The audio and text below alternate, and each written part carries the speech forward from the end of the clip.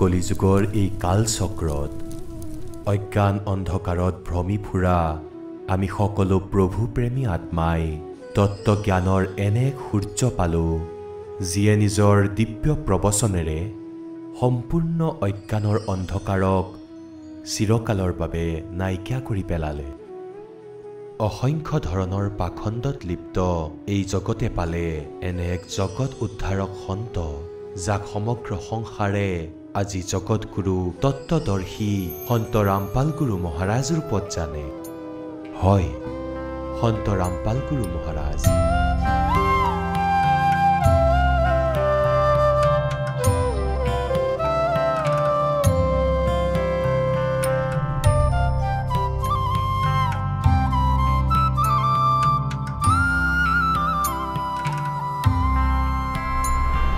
সন্ত ৰামপাল গুৰু মহাৰাজে হাৰিয়ানা চৰকাৰৰ জলসিঞ্চন বিভাগত জুনিয়ৰ ইঞ্জিনিয়াৰ ৰূপে থাকোঁতেই নিজৰ জগত কল্যাণকাৰী আধ্যাত্মিক জ্ঞানক জনসাধাৰণৰ মাজত প্ৰচাৰ কৰা আৰম্ভ কৰিছিলে। পূজ্য গুৰুদেৱ স্বামী ৰামদেৱানন্দ গুৰু মহাৰাজে যেতিয়া নিজৰ প্ৰিয় শিষ্য সন্ত ৰামপাল গুৰু মহাৰাজক এই আধ্যাত্মিক জ্ঞান জনসাধাৰণক অৱগত কৰোৱাৰ কাৰ্যটো দিলে, তেতিয়া কোনেও সপোনতো ভবা নাছিলে যে এই জুনিয়ৰ ইঞ্জিনিয়াৰ আহি থকা সময়ত জগতগুৰু ৰূপেৰে জনাজাত হ'ব। চৰকাৰী চাকৰি এৰি আহি নিজৰ আধ্যাত্মিক যাত্ৰাত ওলোৱা সন্ত ৰামপাল গুৰু মহাৰাজৰ জীৱনত সংঘৰ্ষয়ো খোজ দিয়া আৰম্ভ কৰিলে। কিন্তু তথাপিও জনকল্যাণক নিজৰ মিছন বুলি ঘৰৰ পৰা ওলোৱা এই সন্তই কেতিয়াও পিছলৈ উভতি নাচালে। সন্ত ৰামপাল গুৰু মহাৰাজে নিজৰ কিছু শিষ্যৰ লগত গাঁৱে গাঁৱে ঘৰে ঘৰে গৈ এই অদ্ভুত জ্ঞানৰ প্ৰচাৰ কৰা আৰম্ভ কৰিলে। সমাজে যাতে সৰল আৰু সাধাৰণ ভাষাত পৰমাত্মাৰ জ্ঞান বুজি পায়, সেয়ে সন্ত ৰামপাল গুৰু মহাৰাজে নিজেই ২০ ঘণ্টা একেৰাহে শাস্ত্ৰৰ অধ্যয়ন কৰিলে আৰু শাস্ত্ৰত লুকাই থকা গূঢ় ৰহস্যক সমাজক দেখুৱালে। সন্ত ৰামপাল গুৰু মহাৰাজৰ এই জ্ঞানক কোনেও তল পেলাব নোৱাৰিলে। সন্ত ৰামপাল গুৰু মহাৰাজৰ জ্ঞানৰ সন্মুখত কোনো ধৰ্মগুৰুৱেই থিয় হৈ থাকিব নোৱাৰিলে। সকলো পবিত্ৰ শাস্ত্ৰক জনতাৰ সন্মুখত দেখুৱাই সন্ত ৰামপাল গুৰু মহাৰাজে সিদ্ধ কৰি দিছিলে যে और ज्ञान सब ज्ञान रे कबीर ज्ञान सो ज्ञान जैसे गोला तोप का अब करता चले मैदान।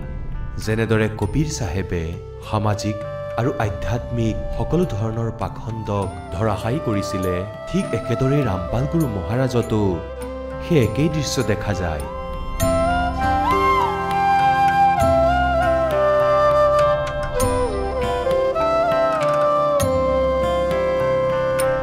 সন্ত ৰামপাল গুৰু মহাৰাজে হিন্দু, মুছলমান, শিখ, খ্ৰীষ্টিয়ান সকলো ধৰ্মগুৰুৰ সেই দুৰ্বল স্থানত হাত দিলে যি এই ধৰ্মৰ ধাৰ্মিক লোকসকলৰ কাৰণে ফুলৰ দৰে হ'ল।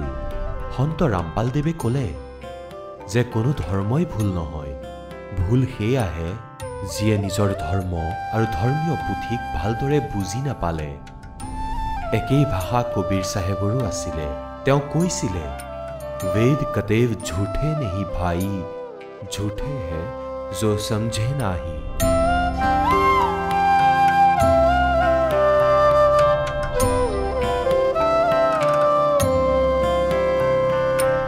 ধৰ্মীয় পুথিসমূহ বুজি নোপোৱাৰ ফল শ্ৰদ্ধালুসকলে ভুগিবলগীয়া হ'ল আৰু স্বাৰ্থত অন্ধ ধৰ্মীয় গুৰুসকলে একেৰাহে অজ্ঞানতাক প্ৰচাৰ কৰি থাকিলে।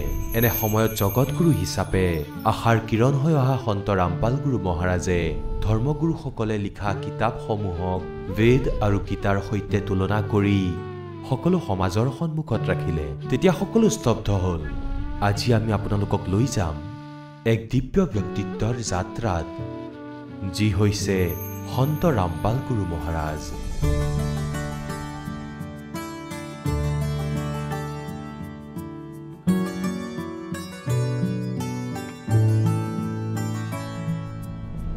লাখ লাখ মানুহে তেওঁক কবীৰ চাহেবৰ অৱতাৰ বুলি মানে। তেওঁৰ জীৱন সংঘৰ্ষ আৰু সঁচা ভক্তিৰ মাধ্যমেৰে সত্য সনাতন ধৰ্মৰ স্থাপনৰ প্ৰতি সমৰ্পিত। আপোনালোকে চাই থাকক, কিয়নো আমি এতিয়া বুজিম যে কেনেকৈ সন্ত ৰামপাল গুৰু মহাৰাজে 2032ৰ ভিতৰত সত্য আৰু আদি সনাতন ধৰ্মক পুনৰ স্থাপনৰ দিব্য মিছনত অগ্ৰসৰ হৈ আছে। সন্ত ৰামপাল গুৰু মহাৰাজ, যাৰ জন্ম 1951 ভাৰতত স্থিত হাৰিয়ানাৰ এখন সৰু গাঁও ধানানাত এক সাধাৰণ কৃষকৰ পৰিয়ালত হৈছিলে। সন্ত ৰামপাল গুৰু মহাৰাজে নিজৰ প্ৰাৰম্ভিক বৰ্ষৰ পৰাই এক আধ্যাত্মিক যাত্ৰাত অগ্ৰসৰ হোৱা আৰম্ভ কৰিছিলে। কবিৰ চাহেবৰ শিক্ষাৰ দ্বাৰা প্ৰেৰিত হৈ সন্ত ৰামপাল গুৰু মহাৰাজে এনে এটা পথ অৱলম্বন কৰিলে যিয়ে কেৱল তেওঁৰ জীৱন সলনি কৰাই নহয়, আন মানুহৰ জীৱনতো এক বিপ্লৱ আনি আছিলে।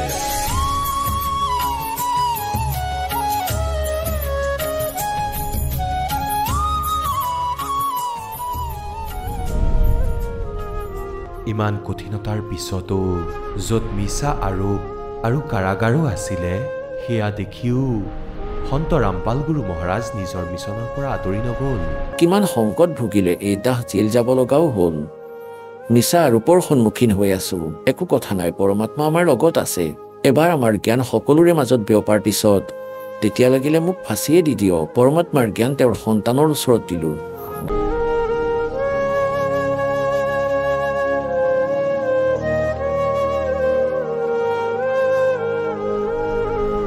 এনেকুৱাই কিছু কথা কবিৰ চাহেবে ধৰ্মদাসকো কৈছিলে। তেওঁ কৈছিলে যে जो मम संत सत शब्द दृढ़ावे, वाके संग सब राड़ बढ़ावे, ऐसे संत महंतन की करणी, धर्मदास मैं तो से वर्णी। কবিৰ চাহেবে ধৰ্মদাসক খোলাখুলিকৈ কৈছিলে যে জনসাধাৰণৰ মাজত সত্য জ্ঞান প্ৰচাৰ কৰা মোৰ প্ৰিয় সন্তৰ লগত এই নকলি ধৰ্মগুৰুসকলে বাদ বিবাদ কৰিব, কিন্তু সেই সন্তই নিৰন্তৰ এই তত্ত্বজ্ঞানক আগবঢ়াব।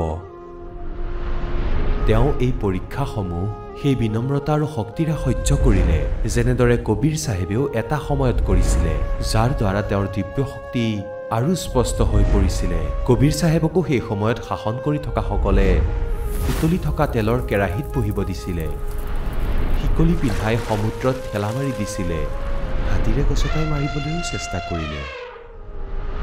কিন্তু তাৰ পিছতো কবিৰ চাহেবে কেতিয়াও কাকো একো হানি কৰা নাছিলে। যিদৰে কবিৰ চাহেবে সমগ্ৰ মানৱ সমাজৰ হিতৰ কথা কৈছিলে, তেনেকৈয়ে সন্ত ৰামপাল গুৰু মহাৰাজেও এতিয়া সমাজৰ হিতৰ কথা কয়। কিন্তু কবিৰ চাহেবৰ দৰেই নিজৰ অজ্ঞানবশতঃ মানুহে তেওঁক বুজি পোৱা নাই। এই সংঘৰ্ষ কেৱল তেওঁৰ সহনশীলতাৰ পৰীক্ষাই নহয়, প্ৰতিজন সত্য আধ্যাত্মিক মানুহৰ সন্মুখলৈ অহা বিপদৰ পৰিচয়। সন্ত ৰামপাল গুৰু মহাৰাজৰ ইমান বিপদৰ পিছতো দৃঢ় থকাৰ শক্তিয়ে তেওঁৰ অনুগামীসকলৰ বিশ্বাস আৰু বেছি মজবুত কৰিলে, যিয়ে তেওঁক কবিৰ চাহেবৰ অৱতাৰ বুলি মানে।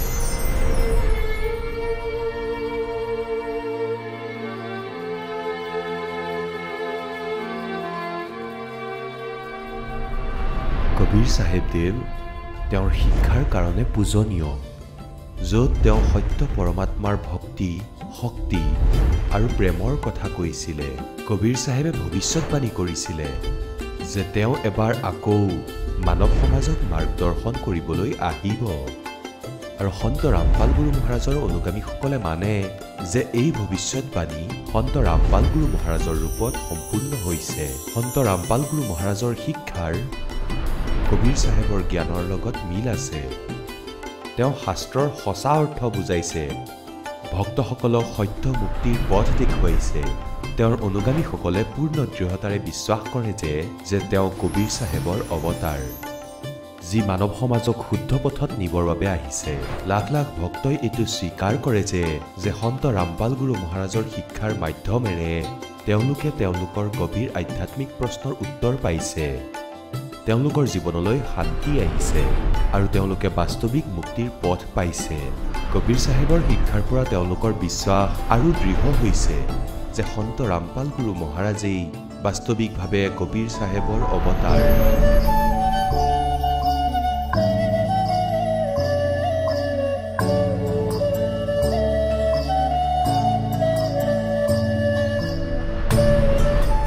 সন্ত ৰামপাল গুৰু মহাৰাজৰ মিছন নিজেই এক বিপ্লৱ।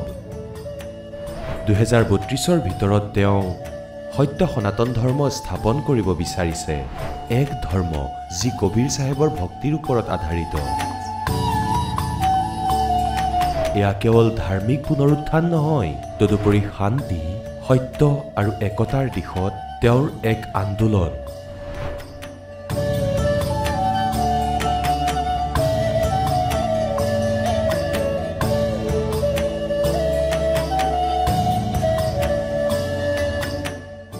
সন্ত ৰামপাল গুৰু মহাৰাজে এই লক্ষ্য প্ৰাপ্ত কৰিবলৈ এক স্পষ্ট ৰোডমেপ তৈয়াৰ কৰিছে আৰু সেই ৰোডমেপ হৈছে জ্ঞান গংগা য'ত সকলো পবিত্ৰ ধৰ্মগ্ৰন্থৰ সাৰমৰ্ম আছে এই ৰোডমেপৰ জৰিয়তে মানুহে মুক্তিপ্ৰাপ্ত কৰিব পাৰে সন্ত ৰামপাল গুৰু মহাৰাজৰ দ্বাৰা লিখিত এই কিতাপে লাখ লাখ মানুহৰ জীৱন সলনি কৰিছে আৰু তেওঁৰ প্ৰবচনৰ দ্বাৰা প্ৰভাৱিত হৈ লাখ লাখ মানুহে তেওঁৰ ওচৰত নাম দীক্ষা লৈছে প্ৰতিবাৰে আহোঁ মই ইয়াত ধৰ্মভোজ লগাই সন্ত মহাৰাজে তেওঁৰ আশীৰ্বাদ প্ৰাপ্ত কৰোঁ আৰু প্ৰতিবাৰে ধৰ্মভোজত আহোঁ ইয়ালৈ আহি ধৰ্মভোজ গ্ৰহণ কৰোঁ আৰু ইয়ালৈ আহি এক বেলেগ ক'ব বিচাৰিছোঁ যে এক ধুনীয়া ডিচিপ্লিন সকলো বহুত ভাল ধৰণেৰে ভক্তিভাৱেৰে মানে ক'ব বিচাৰিছোঁ যে ইয়াত এক অলৌকিক শক্তি আছে আৰু বহুত ভাল লাগে ইয়ালৈ আহি ইয়াৰ সেৱাদাৰসকল বহুত ভাল ট্ৰেফিক ব্যৱস্থা অহা যোৱা কৰা মানুহৰ বাবে যি কাপোৰ কানি আছে বেগ আছে সেইবোৰ ৰাখা যি ট্ৰেফিক ব্যৱস্থা আছে সেয়া সুচাৰুভাৱে এইদৰে লাইনো বনোৱা আছে লেডিজ এটা ফালেৰে জেন্টছ এটা ফালেৰে গতিকে বহুত ভাল ব্যৱস্থা ইয়াত মই হৈছোঁ পূৰ্ব চৰকাৰী বেংকৰ অধ্যক্ষ বেতুলৰ পৰা আৰু ইয়ালৈ অহাৰ সুবিধা মই প্ৰতি বছৰে পাওঁ ৰামপাল বাবাৰ আশ্ৰমত তেওঁৰ শৰণত আমি প্ৰণাম কৰোঁ আজি আমাৰ লগত পূৰ্ব মন্ত্ৰী সুখদেৱ পান্তেজীও ইয়াত উপস্থিত হৈছে ইয়াৰ যি ব্যৱস্থা ইয়াৰ আমিতো মানে ইমান ভাল ব্যৱস্থা নিজৰ লাইফত গোটেই জীৱনত ক'তো দেখা নাই সন্ত ৰামপাল গুৰু মহাৰাজে কয় যে সময় আহি গ'ল যে সমাজে সত্য মাৰ্গক চিনি পাওঁ 2032ৰ ভিতৰত সমগ্ৰ বিশ্বত সত্য সনাতন ধৰ্মৰ স্থিৰ স্থাপনা হৈ যাব যাৰ দ্বাৰা এক নতুন যুগৰ আধ্যাত্মিক জাগৃতি আৰু সন্মিলিত ভাতৃত্ববোধ আৰম্ভ হ'ব তেওঁৰ শব্দ এক ভাল ভৱিষ্যতৰ বাবে দিব্য আশ্বাসৰ গুঞ্জৰণ সন্ত ৰামপাল গুৰু মহাৰাজৰ জীৱন আশা সাহস আৰু দিব্য জ্ঞানৰ প্ৰতীক 2032ৰ ভিতৰত সমগ্ৰ বিশ্বত সত্য সনাতন ধৰ্মৰ স্থাপনৰ বাবে তেওঁৰ এই মিছন সেই সকলো আত্মাৰ বাবে এক আহ্বান যি সত্য আৰু মুক্তিৰ সন্ধানত আছে এই আধ্যাত্মিক বিপ্লৱত আমাক লগ দিয়ক আৰু আহক আমি সকলো একেলগে আগবাঢ়োঁ সেই পথত যি আমাক জীৱিত কবীৰ চাহেব অৰ্থাৎ সন্ত ৰামপাল গুৰু মহাৰাজে দেখুৱাইছে সৎ চাহেব